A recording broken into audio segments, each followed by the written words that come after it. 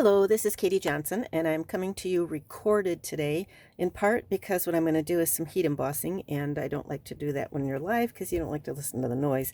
Also because this is Thanksgiving week in the United States, and I'm getting ready to entertain some family. So it's a good opportunity just to answer a few questions that I've had recently about embossing powders. I'm going to start by just letting you know this is the stamp set that I'm using. It's in the current fall mini catalog. It's called Snow Crystal, and it's a giant, great big stamp. It actually takes up a little bit more space than a standard size card. If you can see it laid out here, you can see how the edges go off to the side. So I chose to stamp my image off to the left-hand side on this. I'm going to point out a couple of differences between these two, and then we'll talk about this one over here. But we're going to start by talking about what kind of inks you need, and we're talk about the embossing powders. So I'm going to this section on art tools. This is the page with the art tools. Stampin'UP sells these embossing powders in two different 3-packs. One is black, clear, and white. The other is metallic, so it's going to be copper, gold, and silver.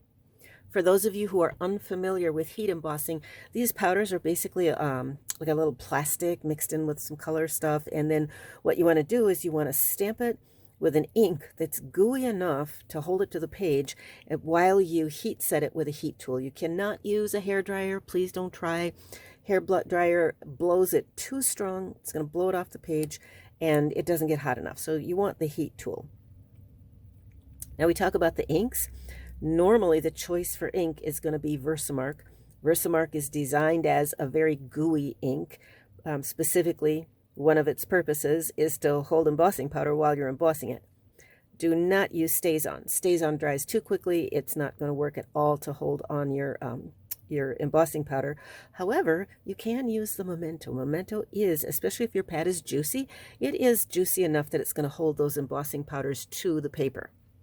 So let's look at these samples again.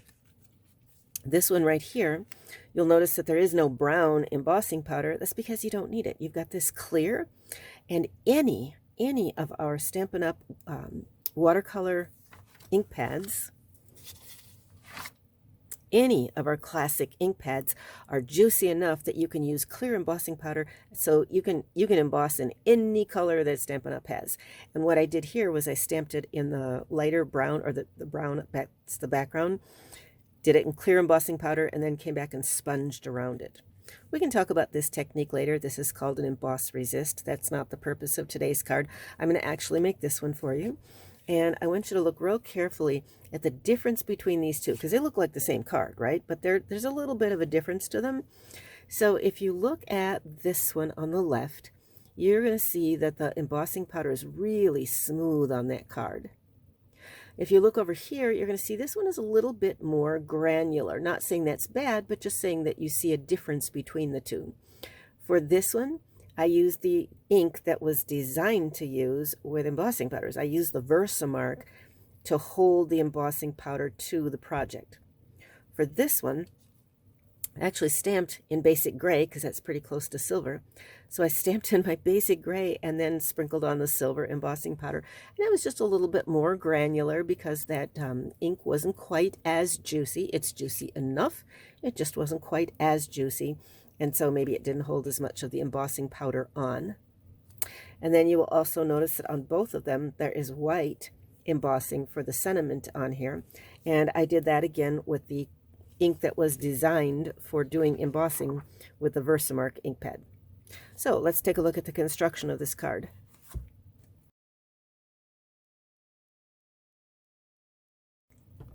This snowflake stamp is a red rubber stamp. I can't see through it, and I actually want it positioned top and bottom to be lined up so that the margins are the same. So I'm going to use my Stamparatus as a positioning tool. This line is going to be vertical. I want to control where it is on this piece of paper. Red rubber, I can't see through it, so I'm going to use the Stamparatus to get it positioned where I want it. So this is the silicone craft mat that Stampin'UP sells. It's designed as an aid for doing adhesives because adhesives don't stick to the surface, but it's translucent, and so it's also a useful tool to use with your Stamparatus. I'm going to show you another trick with the Stamparatus. Trying to ink this, it's a little bit floppy, Okay, so what I'm going to do is put something rigid underneath it to just make it so it doesn't flex quite so much when I'm adding the ink. I'm going to come in with my Versamark, and the way that I'm using this tool, position is critical. So I want to make sure that when I repeat actions, that things are in the exact same spot. So I snugged this, this mat right up here in the corner, and then I'm just going to stamp on it. Now, what that's going to do is it's going to it's going to pull it up. That's what it's going to do. It's going to leave an impression, a visible impression. I'm hoping, yeah, you can see that. I can see the reflection really well, and I think you can see that too. And if you're worried because, oh no, you picked it up, not a problem. I snugged it up here in the corner. I can put it back in exactly the same spot. Not sure how well you can see, but yes, that image is really visible to me, especially where the angle I'm looking at it. So now when I want to make sure that this is going to be parallel with the side of the paper, and I want to make sure that the top and bottom of the snowflake are centered vertically on the card, this is super easy now because it's see-through. I can just slip that right underneath, and I can make sure that the white paper top and bottom is got about the same amount of white space showing above that snowflake. I can make sure left and right that it's over as far as I think it looks good. I'm going to pull this down maybe a little bit. Okay, I'm happy with that. So I see about the same amount of white space above and below. I see that to me, this line of the snowflakes looks like it's parallel with the line of the white paper. It's all good. So now I don't need this translucent piece anymore, but I do need for that white piece of paper to not move.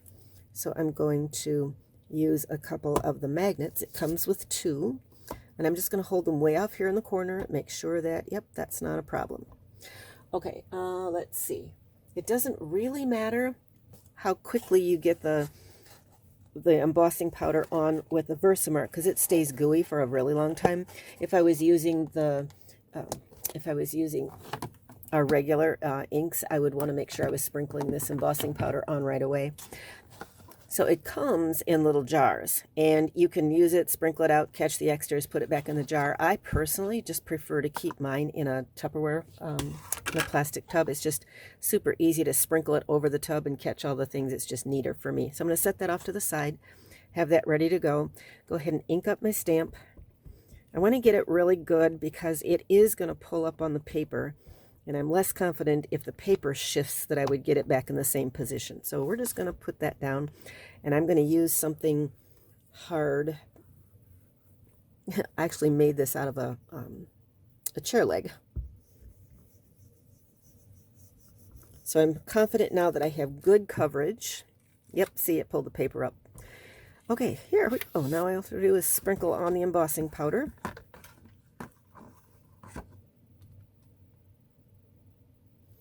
And visually, I can look at it at this point and see if I got good coverage. You can always go back, and you're not worried at all about this drying. That's just not a problem. Oops, I need to get down here on the bottom as well. Missed that spot. That's one of the keys to good embossing, is to give it a visual inspection at every step along the way. Okay, so here's the other thing that's happening. I'm seeing a little bit of embossing powder caught on the paper where I didn't want it to be. So hitting along the edge or flicking it from the back, or alternatively getting a little brush, coming in with a little fine brush of some sort. And I actually use that to tap it. And well, now my finger took off the extras, but sometimes if there's some caught where I don't want it, I'll come in with that brush, maybe some right here, and take off some of that extra powder. And actually, I think I took off some where I didn't want it, so I'm put some right back on.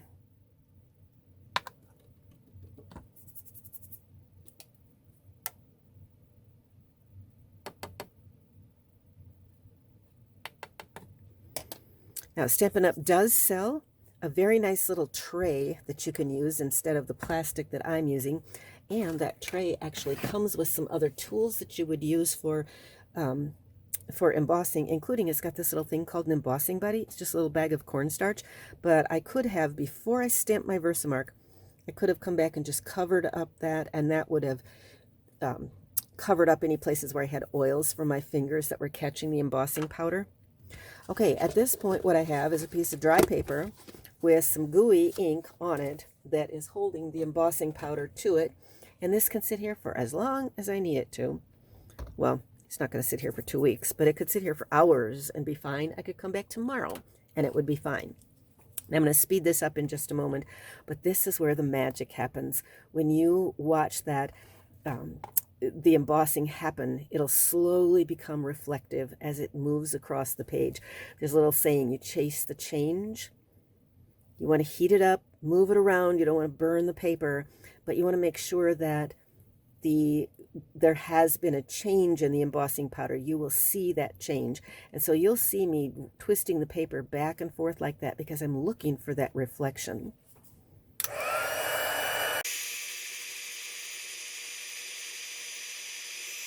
All right, so I stopped it just so you could hear what I'm saying. But at this point, you can see the fact that the change has happened on this end of that snowflake, but I haven't done the rest of it yet. So when you are embossing, it's really important that you find a place where you're like, oh yeah, the change has happened, and then you just chase the change and let that heat do its magic across the rest of the image. But you got to inspect to make sure you're getting the whole thing. So here we go.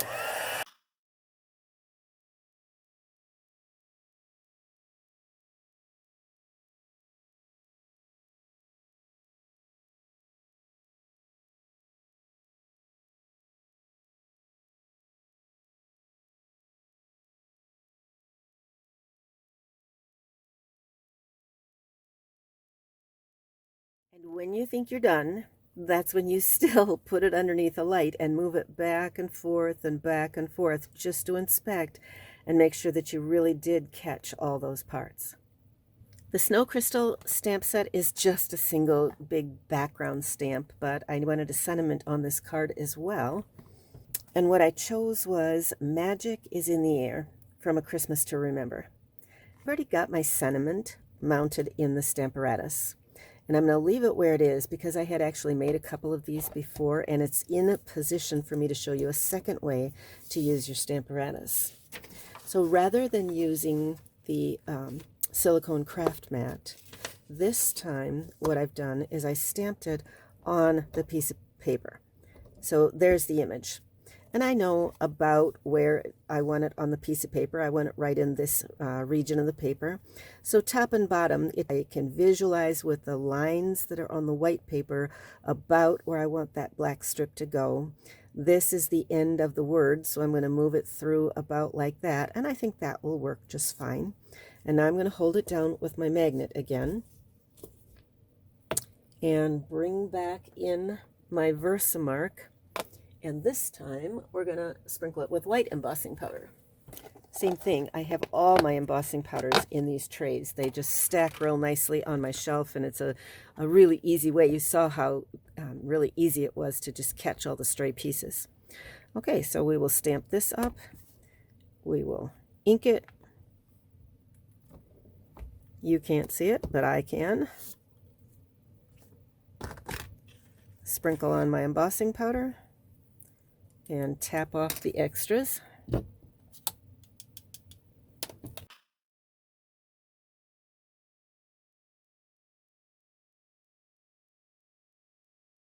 again, I'm going to hold this underneath the light and move it from side to side until I can see that reflective change has taken place on every place on here. I think that's one of the reasons when people have a dissatisfaction with the job that they're doing embossing is that they miss little spots, and then if your finger touches it, if it wasn't melted on the page, it's going to brush off.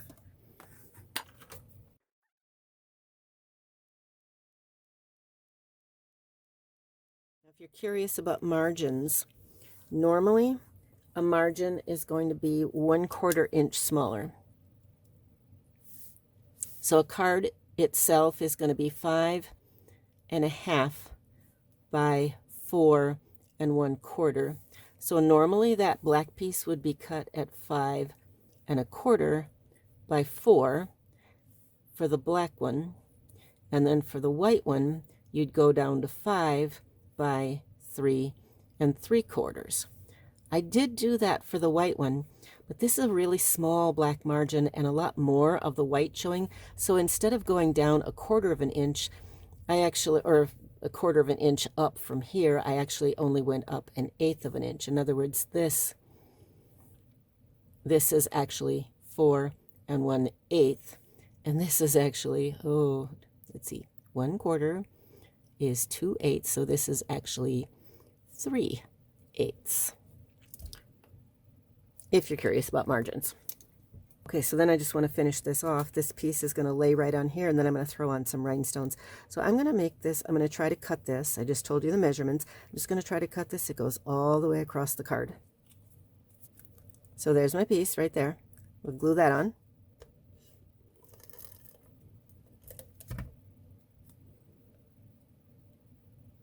This is a really simple card. If you do make Christmas cards, this is very easy to mass produce. And now we're going to throw some rhinestones on, and then this card will be finished. So I'm going to take one of the largest ones and put it right in the center of that snowflake.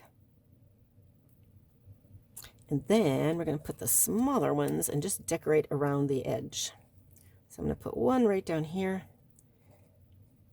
And put one right up in here. And I'm going to move one kind of up here.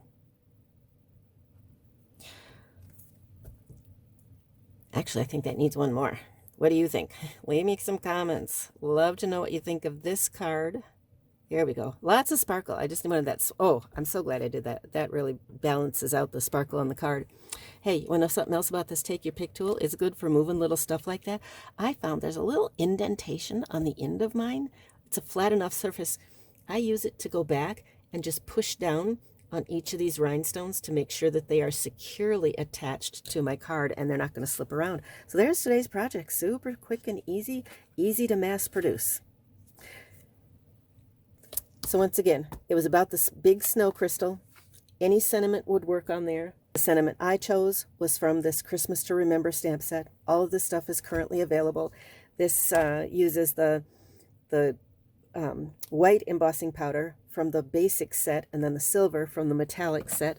And then, of course, there's this other one that I did as well, and this one uses the clear embossing powder. So white, black, and clear come in the same package. Let me know if this was useful information, and if you have any other questions about embossing, just drop them in the comments, and I'll monitor and I'll come back and answer them. Thanks for watching. I hope you have an incredible Thanksgiving week, and we'll catch you next week. Talk to you later. Bye.